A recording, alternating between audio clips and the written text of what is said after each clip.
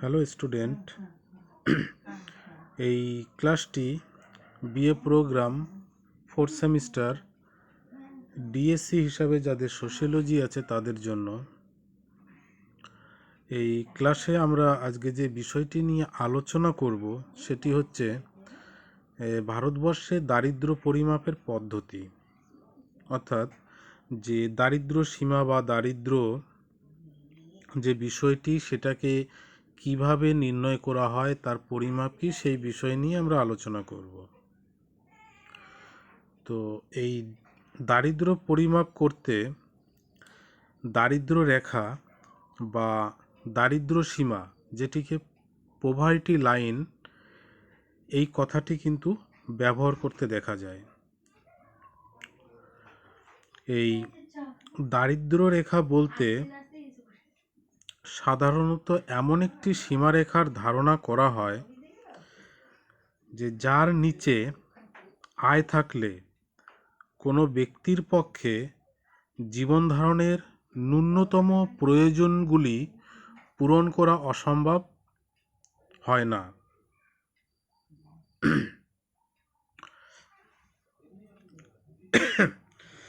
তবে পৃথিবীর বিভিন্ন দেশের এই দারিদ্র্য পরিস্থিতির তুলনামূলক তথ্য সংগ্রহের জন্য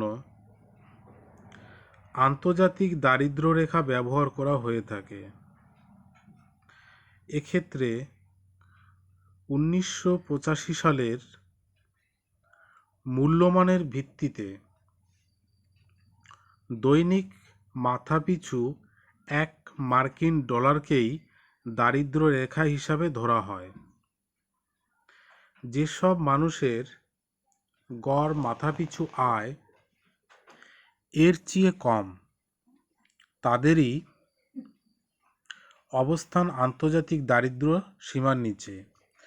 কিন্তু এক্ষেত্রেও সীমাবদ্ধতা লক্ষ্য করা যায়। মার্কিন যুক্তরাষ্ট্রে $1 যা জিনিসপত্র ক্রয় করা যায়, তার বিনিময়ে ভারতীয় মুদ্রার তার চেয়ে অনেক বেশি সামগ্রী ক্রয় করা যায়। এই আন্তর্জাতিক দারিদ্র্য রেখা নিরূপণের এই সীমাবদ্ধতা দূর করার জন্য ক্রয় ক্ষমতার সাম্য বা পারচেজিং পাওয়ার প্যারিটি অর্থাৎ পিপিপি নামক একটি পরিমাপের ব্যবহার করা হয়। এতে দেশ ভেদে মুদ্রার ক্রয় ক্ষমতাকেও গণ্য করা হয়। দেখা যায় যে 2000 থেকে 2001 সালের বিশ্ব উন্নয়ন পরিষদের যে ওয়ার্ল্ড ডেভেলপমেন্ট রিপোর্ট অনুসারে ভারতবর্ষে 44% মানুষের দৈনিক গড় আয় হচ্ছে 85 সালের মূল্যায়নের ভিত্তিতে $1 কম। ভারতীয় মুদ্রার ক্রয় ক্ষমতার পরিপ্রেক্ষিতে অনেক সমাজবিজ্ঞানী এই পরিসংখ্যানকে নির্ভুল বলে মেনে নিতে চান না। তো যাই হোক, এই দরিদ্রের পরিমাপ করতে হলে ব্যক্তি পর্যায়ে আয় ও ব্যয়ের হিসাব প্রয়োজন। ভারতবর্ষে আয় সংক্রান্ত তথ্য সংগ্রহ করে national council of employed economic research, যেটিকে শর্ট ফর্মে NCAER, কিন্তু এই সংস্থা ক্ষুদ্র নমুনার স্মল স্যাম্পেল ভিত্তিতে তথ্য সংগ্রহ করে। এই কারণে অনেকেই এই সংস্থার তথ্যকে পুরোপুরি নির্ভরযোগ্য মনে করেন না।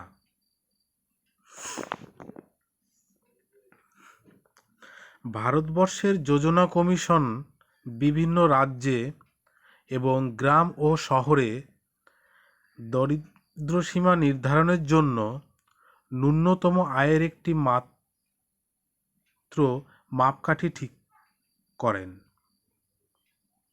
কারণ শহর এবং গ্রাম এই দুটি জায়গার মানুষের জীবনযাত্রার মান এবং তাদের চাহিদা এবং আয় ব্যয় এর মধ্যে অনেক পার্থক্য আছে। তো সেই জন্য এই গ্রাম এবং শহর একে ভাগ করে এই দারিদ্র সীমার মাপকাঠিটা করাটাই যুক্তিযুক্ত বলে মনে করেছে যোজনা কমিশন। সেই অনুযায়ী ওনারা ব্যাখ্যা করেছেন। যে উদাহরণ দিয়ে একটু বলেছেন, যেমন পশ্চিমবঙ্গের শহর অঞ্চলে যাদের মাসিক আয় 409 টাকা 22 পয়সা এবং গ্রাম অঞ্চলে 350 টাকা 17 পয়সার নিচে, তাদের দারিদ্র সীমার নিচে বিলো পভার্টি লাইন ধরা হয়।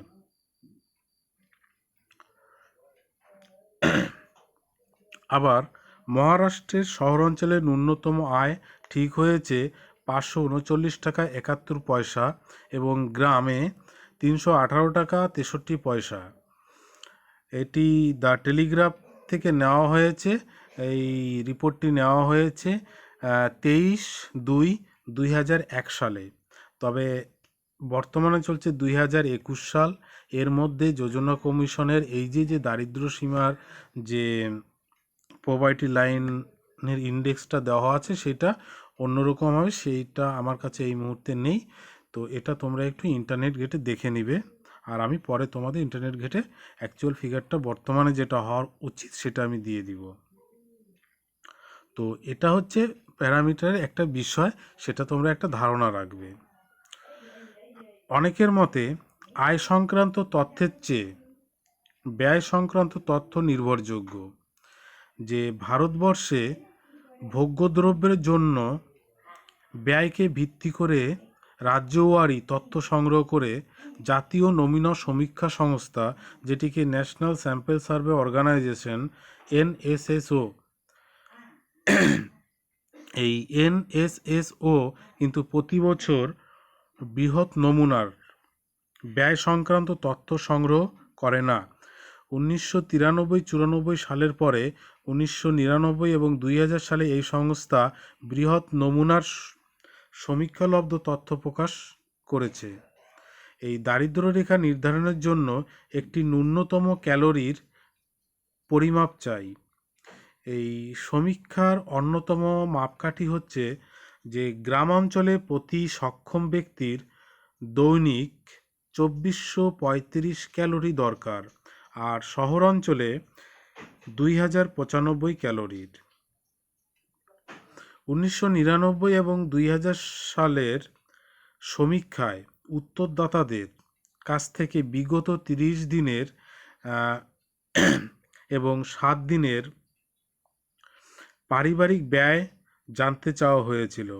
তবে উত্তরদাতাদের স্মরণশক্তির কথা বিবেচনা করেই এই বিভাজন, যে 7 দিনের হিসাবে ভারতবর্ষে দারিদ্র মানুষের সংখ্যা তখন 23.3% এবং 30 দিনের হিসাবে 26.1% উল্লেখ করা হয়েছিল।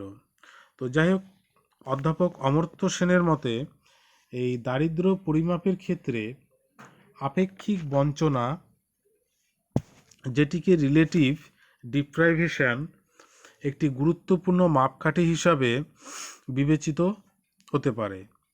এই ধারণায় যে একই পরিবেশে একজন যে সুযোগ সুবিধা ও সঙ্গতি লাভ করেছে অন্য একজন তা পাচ্ছে না, এক্ষেত্রে একজনের তুলনায় অপরজন নিশ্চয়ই দরিদ্র।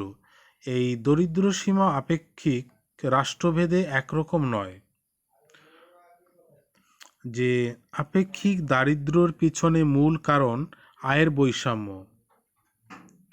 দারিদ্র রেখা আগে আয় দারিদ্র সূচক, যেটাকে ইনকাম পভার্টি ইন্ডেক্স IPI দিয়ে স্থির করা হতো।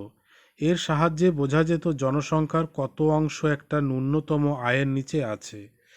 তো এক্ষেত্রে